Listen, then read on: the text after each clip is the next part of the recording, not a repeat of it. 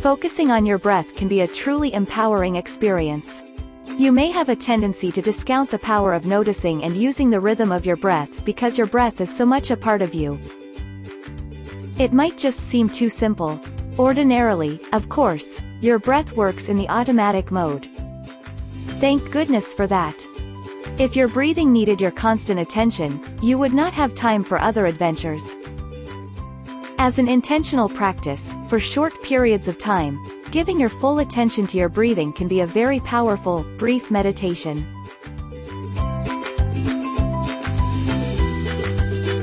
By numbers of breaths, for example, 3 in-breaths and 3 out-breaths. In minutes, for example, 1 minute or 2 or 3, or by the time viewed through or measured by an event, for example, sitting at a traffic stoplight. Choose whatever measurement you want, and then practice focused, intentional breathing many times throughout the day. This practice will keep you balanced, filled with extra oxygen to help you to maintain greater stamina.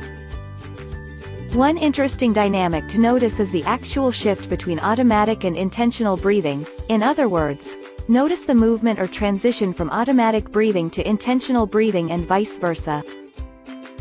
In addition, notice that your breath becomes different when you are giving your full attention to it. I have read that humans use different muscles when breathing in these two different ways. Perhaps that is true. My own personal opinion is that you use the same muscles, but you use them differently in these two modes. I consider that this is similar to the difference between using your gluteus maximus muscles to walk down a hill as compared to walking up a hill. Another dynamic to pay attention to is the pace or rhythm of your breath. There are many aspects of the breath that you can give your attention to. The rhythm of the breath is only one. It is one I particularly like because it has a discernible resonance. Examples of other dynamics are texture, sound, depth, length, evenness. I like to help people to find the rhythm of their breath because it helps them to attune to other rhythms and movement in their lives. For example, they might notice a particular breathing pattern that is replicated in other situations. After making the association, they change the rhythm in the breath, usually rather easily, and then they notice that changes in the other situations follow naturally. I notice this correlation frequently with my clients. Of course, discerning such connections does require the ability to read subtle energies. Usually, after I have identified and articulated the correlation to my clients, they relate to the idea. The key is to make changes in the least invasive, most natural ways. Here are 2 specific examples. Deidre was having trouble communicating with her boss, characterized by interrupting each other and half-stated ideas.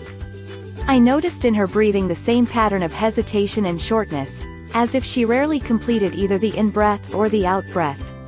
I suggested some exercises that helped her to be more aware of the rhythm of her breathing, which helped significantly, along with some other strategies, to manage herself more effectively with respect to her boss. Tom had great difficulty when we had to stand in front of a group to speak. He felt unbalanced and had less acute thinking. This, by the way, is a very common dynamic as many people find stand-up presentations stressful. I decided to start with the easiest strategy, some simple breathing exercises to neutralize the old pattern and establish a new rhythm. He practiced daily, and especially before each presentation. The difficulty ceased immediately. Sometimes the simplest strategies are the most powerful. So, remember to breathe and remember to find the rhythm in your breath. If you enjoyed the video, please hit the like button and feel free to subscribe for more videos.